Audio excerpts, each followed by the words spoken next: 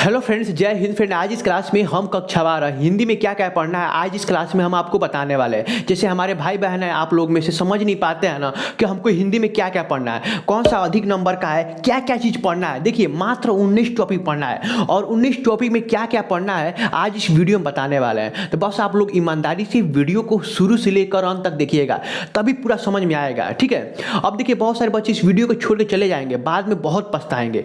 बस मात्र 5 मिनट समय देना है और देख लेना है क्या क्या पूछा जाता है हमारे बोर्ड एग्जाम में। ठीक है, सबसे पहले देखिए समझते हैं, जो आपका हिंदी का पेपर आएगा 2 खंड में विभाजित होगा। जैसे खंड क और खंड क में विभाजित होगा। समझिए पहले, जैसे कक्षा 12 हिंदी का जो पेपर आपको मिलेगा बोर्ड एग्जाम में, उसमें खंड क और खंड क में विभाजित होगा। इतना तो समझ में आ रहा है ना। जो खंड क होगा ना वो 50 अंक का होगा, याद रखिएगा, ये 50 नंबर का पूछा जाएगा। और जो खंड क मतलब ख है वो भी 50 अंक का पूछा जाएगा। इतना तो समझ में आ रहा है ना। अब देखिए, ये 50 अंक में क्या क्या पूछा जाएगा और ये 50 अंक में क्या क्या पूछा जाएगा, ये बस समझना आपको जरूरी है। देखिए, आपके सिलेबस के अनुसार हम बताएंगे। देखिए, जो भी चीज़ नहीं बता पाएंगे, हम जिसे लिख नहीं पाएंगे, वहाँ जो आपका सिलेबस बोर्ड एग्जाम में जारी किया है वहाँ स्क्रीनशॉट लगा देंगे। टेंशन मत लीजिए, हम आपका एक भी डाउट यहाँ पर मतलब सब डाउट का क्लियर कर देंगे। जितना भी आपका मन में डाउट है आप टेंशन मत लीजिए, हम आपके ऊपर जो है ना जितना भी बोझ है वो एकदम आसान लगने लगेगा। समझ में आ रहा है ना।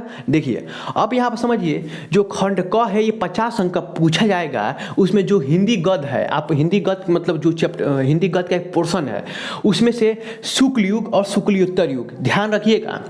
जो हिंदी गद्य में आपको पढ़ना है शुक्ल युग शुक्लियोत्तर युग, ये 2 युग पढ़ेंगे तब 5 अंक आपको मिलेगा। देखिए, इसमें 2 युग में क्या क्या पढ़ना है वो पहले समझ लीजिए। आपसे बोर्ड एग्जाम में प्रश्न पूछेगा, बहुविकल्पी बनेगा। जैसे 10 अंक का बहुविकल्पी बनता है ना, ऑब्जेक्टिव प्रश्न।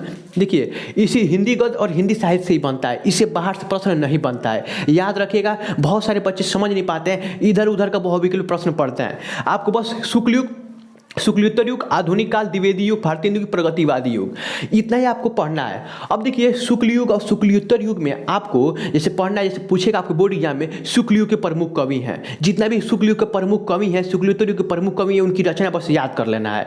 आपका 5 अंक कोई नहीं छीन सकता, कोई माई का लाल नहीं छीन सकता है।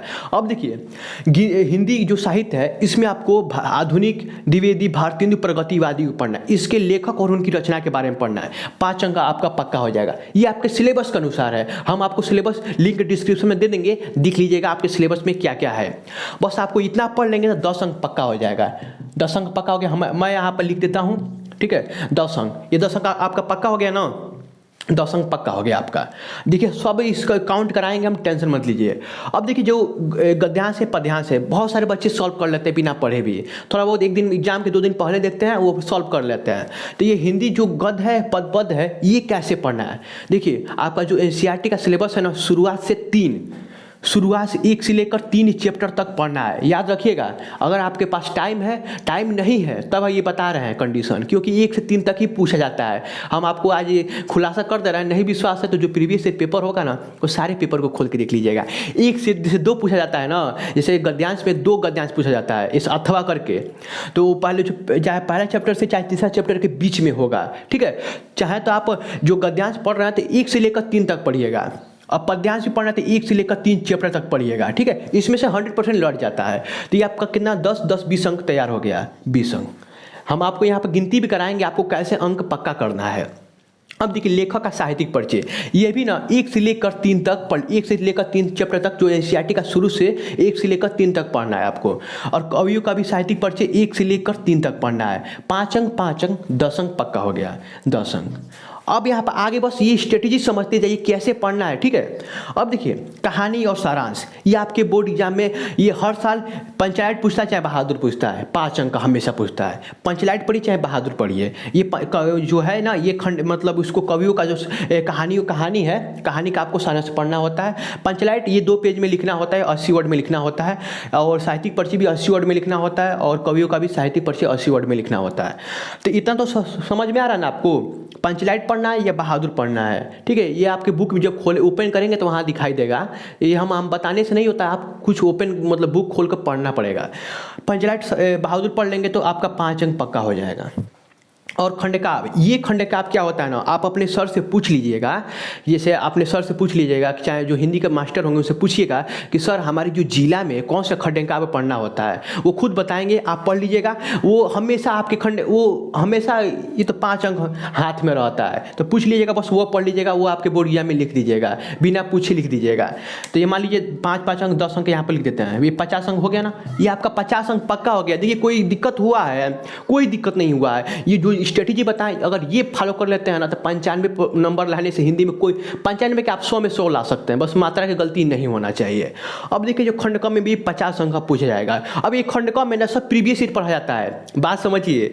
ये बहुत बच्चे समझ नहीं पाते, जो पिछले साल पूछा गया ना सिर्फ वही पढ़ा जाता है। अब ये कैसे समझा रहे हैं, ये प्रीवियस ईयर उतना ये नहीं पूछा जाता है, बल्कि ये प्रीवियस ईयर बहुत रिपीट करता है। जो खंड ख वाला है ये 50 अंक का है। जो संस्कृत का पढ़ना है ना, जो देखिएगा प्रीवियस ईयर कितना पूछा हुआ है, ये हम कराएंगे, टेंशन मत लीजिए। देखिए ये जो संस्कृत का जो पद है, जैसे गद्यांश होता है ना, वैसे भी संस्कृत का एक पद्यांश है जो उसको हिंदी में अनुवाद करना होता है।